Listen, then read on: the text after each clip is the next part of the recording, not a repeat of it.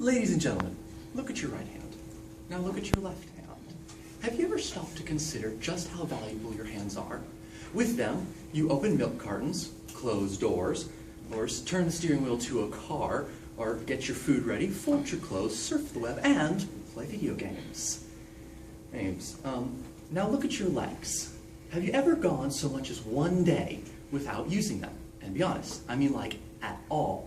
Whether it's taking a 14-mile hike up the Appalachian Trail or just going to the bathroom, we use our legs every single day to go everywhere.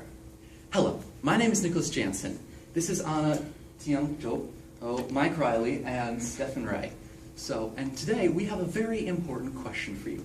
What would you do if you didn't have one of your hands, one of your legs, or worse, neither? Think about it. You wouldn't be able to do a lot of things. You wouldn't be able to drive yourself anywhere. You wouldn't be able to write. You wouldn't be able to use a mouse and surf the internet. You wouldn't be able to feed yourself, dress yourself, or do a huge list of other everyday things. So, what happens when someone does in fact lose a limb? Well, a lot of the times they have to be helped by someone else pretty much for the rest of their life. But in more recent days, we found a way to give people back their freedom and let them return mostly back to normal lives through the use of prosthetics. So, now I understand that none of us probably seem terribly qualified to talk about prosthetics, given that none of us are doctors. But at the same time, we're all problem solvers, and we all love to help other people solve problems. So, today we would like to tell you about why prosthetics are important, some statistics to go along, the mechanics behind them, and the future on where they're going. So, to get us started, let's look at why prosthetics are important. The study and research of prosthetics are very important because over time it has helped those with missing limbs continue their normal everyday lives without having to feel like they've lost their independence. According to ScienceClarified.com, prostheses, which are the actual artificial devices themselves, have helped those amputees continue their normal everyday lives. Can you imagine if you had woke up in a hospital bed and just realized that you're missing your arm or you're missing a leg after a horrible car accident? Can you imagine how that would affect your life and just the way you view it? Now, one of the most unfortunate things about being an amputee is that it can happen to anyone. You don't necessarily have to be in the military or be born with some horrible disease to be missing a limb. It could happen by a car accident, and as we know, car accidents happen every single day. Now I'm going to give you an example on how prosthetics change someone's life. According to Susan Glaren's article, A Good Match Can Be Life-Changing, 34-year-old Chad Butchick was driving home one afternoon after work on I-20 going 70 miles per hour when a car in front of him spun out of control. Now, like most collisions, Chad couldn't react fast enough to avoid hitting the other car. It was a really bad car wreck. He ended up with lacerations all over his body, broken bones, a torn scalp, and a right transtibial amputation, which is an amputation right below the knee.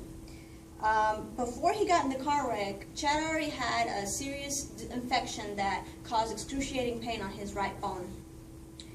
He figured that going on with the amputation will help end the pain.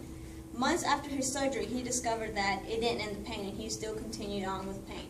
The thing about Chad is that he loved hiking and he loved going outdoors and being with nature ever since he was a little boy, and he wanted to continue that. But because of his amputation and the prosthetic that he had, he wasn't able to do that. He started getting really depressed and he gained a lot of weight. One morning he just decided that that's not going to be my life anymore, and so he looked all over the nation for the perfect prosthetist, which is a person who studies in the research of prosthetics, and discovered one that had advanced her study so much that it helped him find the perfect leg that he had been missing. Because of her advances in prosthetics, Chad was on continue to hike and do everything that he had longed for so much time, and he even lost 100 pounds. Thanks to her advances, he now skis, ice climbs, and rock climbs, this is a picture of him going on his hike. Wow, if that story did not convince y'all, I don't know what will. What way statistics might convince y'all, right? According to a post on Huffington Post and HuffingtonPost.com, in 7th of November 2012, the U.S. Army Surgeon General's office released a casualty data, which basically, the article just said, pretty much, along with several other statistics, it showed that over 1,500 Americans in combat lost a leg or arm while fighting in Iraq or Afghanistan. Also, hundreds of them suffered multiple amputation. The injuries, the list of injuries that the soldiers experience goes on, and it ranges from wounded groins, post-traumatic stress syndrome, traumatic burns.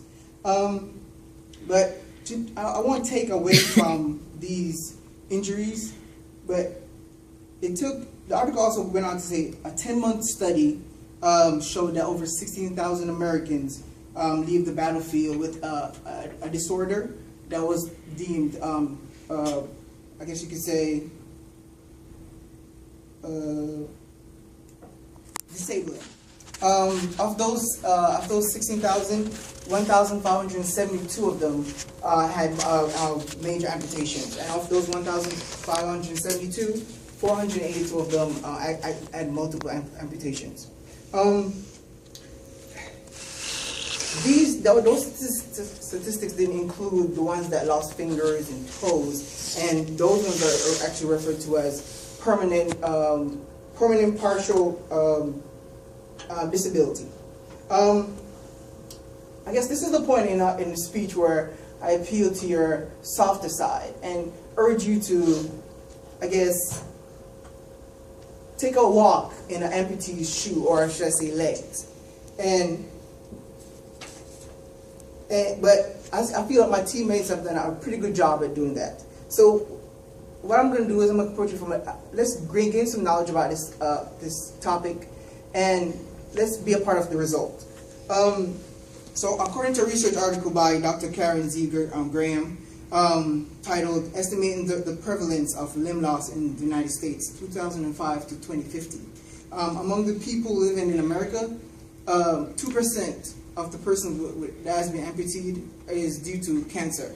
4 to 5% is from trauma, i.e. car accidents, from war and such. But 55% of them is from vascular diseases, and the main one being diabetes. Currently, there's 25.8 million people in America that are suffering from diabetes, and this disease doesn't care what, it mostly depends on your race, age, and ethnicity. In 1988 to 2009, the amputees based on diabetes rose 24%. And according to this article, by 2050, the amount of amputees is expected to double.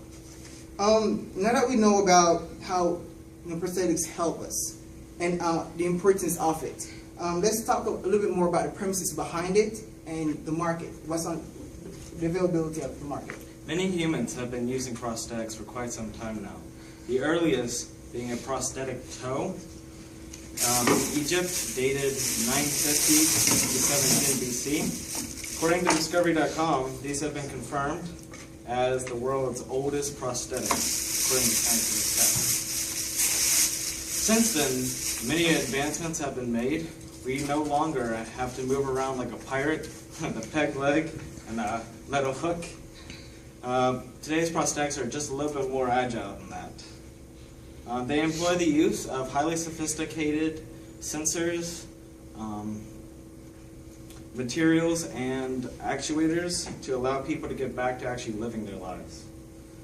Now, today we're going to focus on two main topics of prosthetics: the prosthetic leg and the prosthetic arm. When you think of prosthetic legs, Lieutenant Dan's magic legs might come to mind, but it is important to note that there's a lot of science and engineering that goes into making this magic a reality. Within the category of leg prosthetics, there are two subcategories, above the knee and below. Obviously, above the knee is the more complicated of the two. However, there are solutions on the market for both. For below the knee amputees, the solution is typically a prosthetic with three components: the socket, which connects to the limb, the pylon here, which is adjusted for the patient's height, and then the foot, which is kind of self-explanatory. For above-the-knee amputees, they use a similar prosthetic, except with the addition of a knee component. Now, this component can range in complexity from a simple hinge to an intricate set of sensors, motors, and microcontrollers. One example of this is the power knee, which, according to a report from the University of Rhode Island, is able to predict the next step to take based on the activities of the sound leg. That is awesome because it allows amputees to actually get back to closer to the state they were at before they lost their limb. Now, as complex as leg prosthetics are, prosthetic arms are even more complex.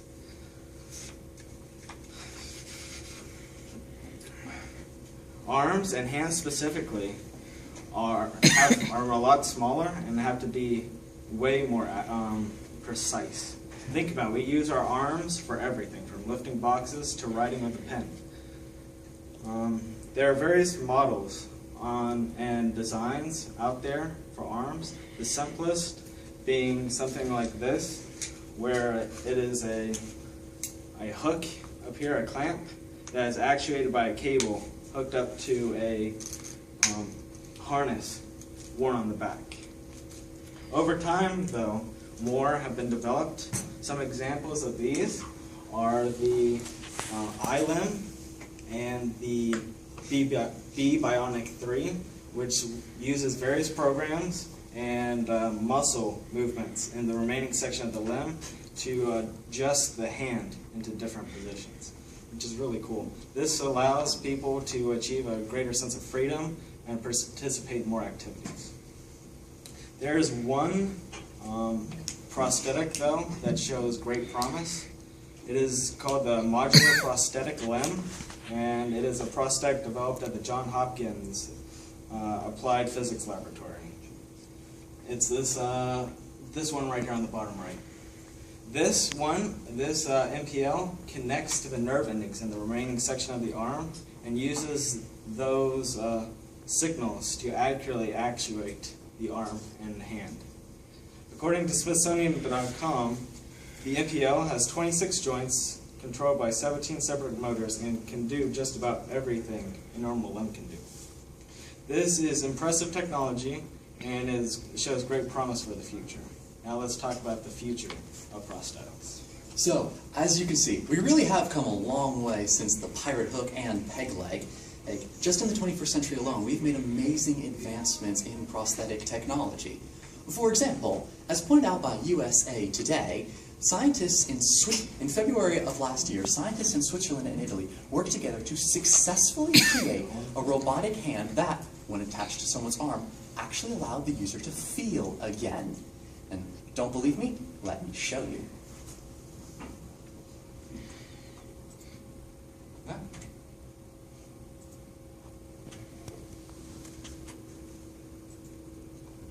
Yes, Kate?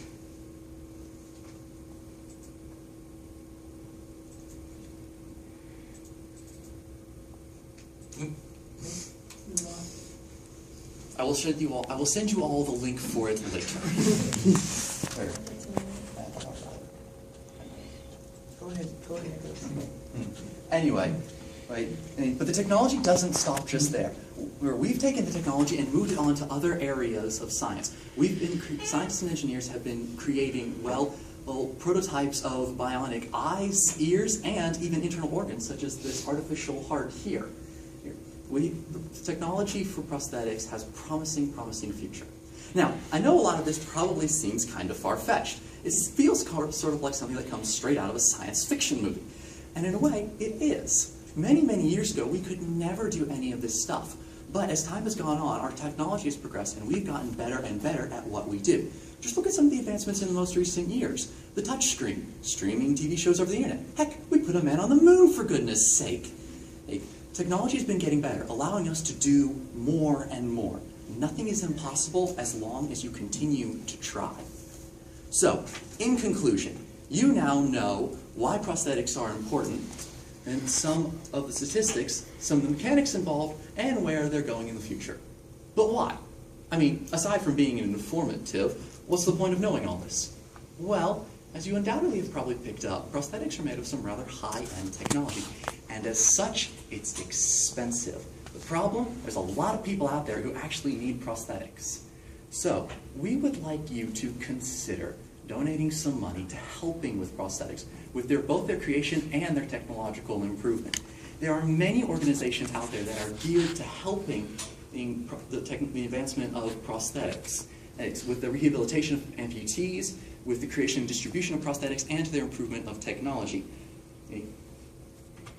Organizations such as Prosthetic and Orthodontic Component Cleanhouse, Standing with Hope, the Burr Foundation, and Ability Prosthetic and Orthodontic Incorporated are all dedicated to helping amputees live better lives, to regain their freedom, and to get back into the real world. Even if you are not directly affected by the loss of a limb, please do consider donating some money to helping these people who have a disability in life. Thank you. Thank you.